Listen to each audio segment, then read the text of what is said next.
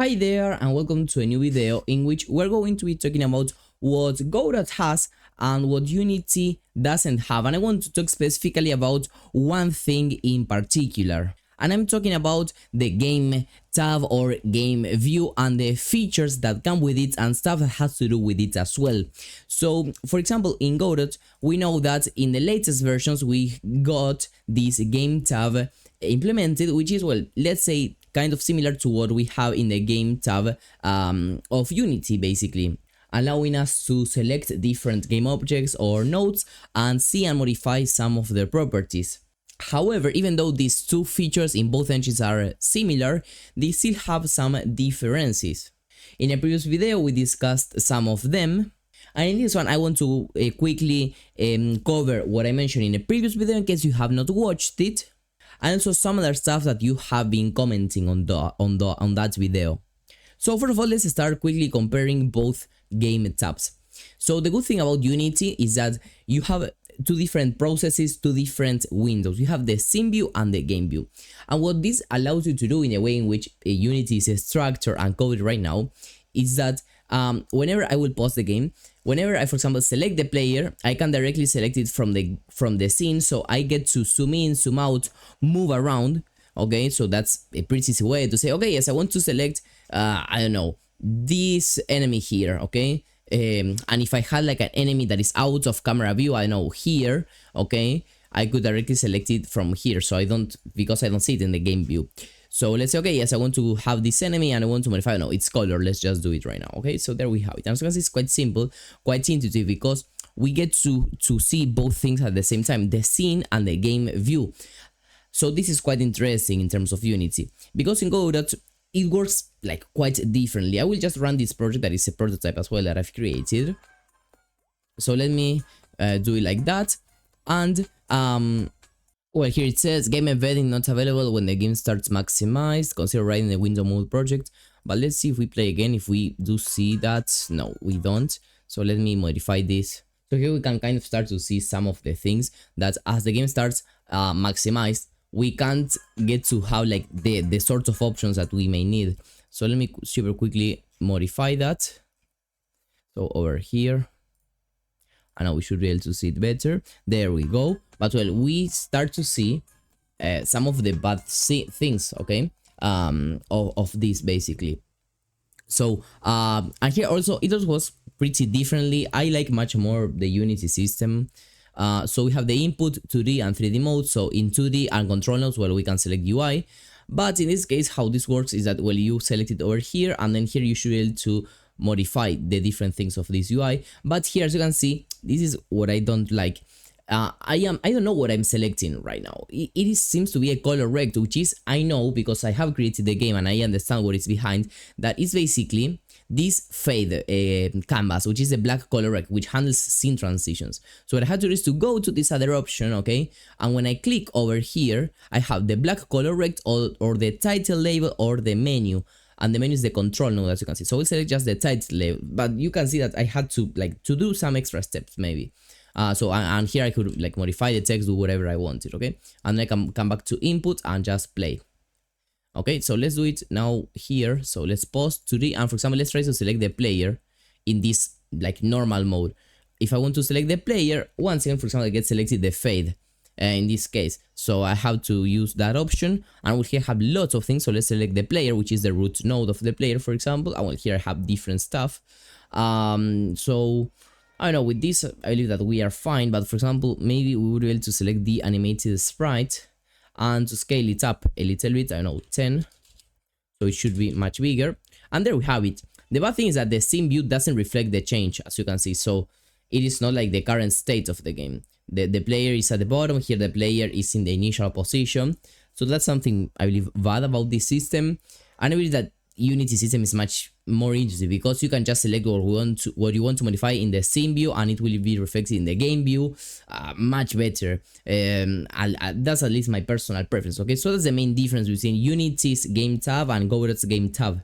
But there is also even more specifically about this video, and that is about, well, things related to this that Godot has and Unity doesn't. Okay, so we can see both sides of the coin basically.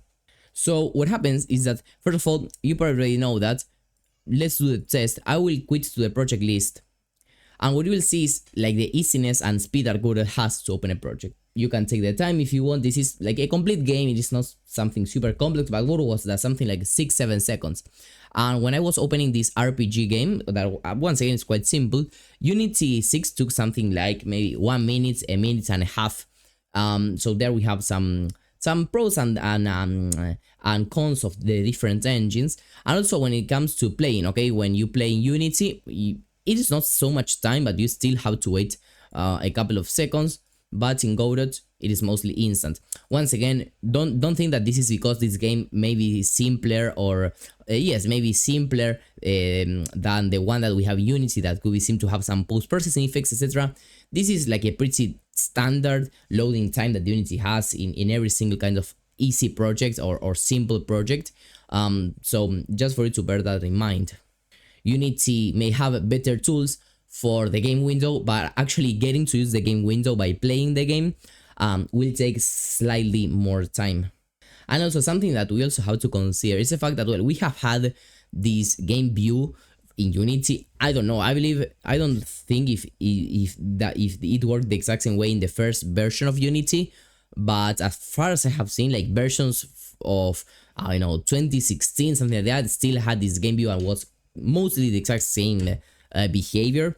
But in Godot, it was just introduced a couple of weeks ago. And what I wanted to tell you about this is that, well, in Godot, what you have are constant updates. So, for example, here, 28 March, something, 26 March, something, 21 March, something, 20 March, something. So Godot is much more constant updates rather than just one big update every year or every year and a half or something like that. And that's basically how this, well, Godot is not a company, I believe, but how the engines are handled, basically. Because in Unity, for example, we had to wait like lots of time to get Unity 6, for example, and we don't get like too many updates, or I believe that we still get updates, but they are not like super interesting, at least for the general user, whereas Godot, all the time you have something that is interesting for every single level of developer. As I mentioned, in Godot 4.4, we got the game tab, we got many more features, and that's something that doesn't happen with Unity itself. So once again, these are just differences between both engines. If you ask me personally believe that, and you may also agree with me, that also due to the fact that Unity's game tab has been existing for way more years and time in general than Godot's game tab, it is much more polished, it has more features, it also has less bugs, because if you try to use the game tab here, like this, not embedded, and you try to move it, it looks like super, like it doesn't look smooth. It should look like this, okay? As you can see, this is a smooth, this is perfect. But the game tab is not smooth. Look at there that it was even bugged a little bit. As you can see, it is completely breaking and falling apart, basically. So, well, once again, that. But don't worry, because I'm sure that they know the potential that this feature have, and probably in the future versions they are also going to be kind of improving it and even making it better than what we have currently in Unity. So, in that review, I really love to read your opinion in the comments down below. And for those who want to learn more about Godot in an actual course, okay, in my Udemy page, okay, that you're going to be finding it in the description down below. You're going to be finding lots of helpful resources. Some of these are completely free. For example, this is a new course that I published just a couple of days ago, 1.5 hours of content. You also have this one that is completely free, this one that is completely free as well.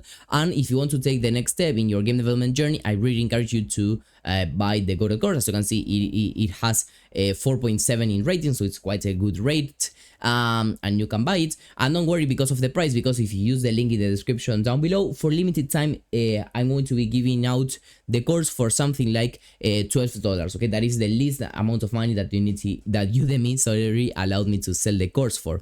And the same thing with, if you want to learn Unity, I also have this Unity course. Once again, using the link in the description down below, for limited time you will have a huge discount. So enroll right now in these two amazing courses, and I will see you there.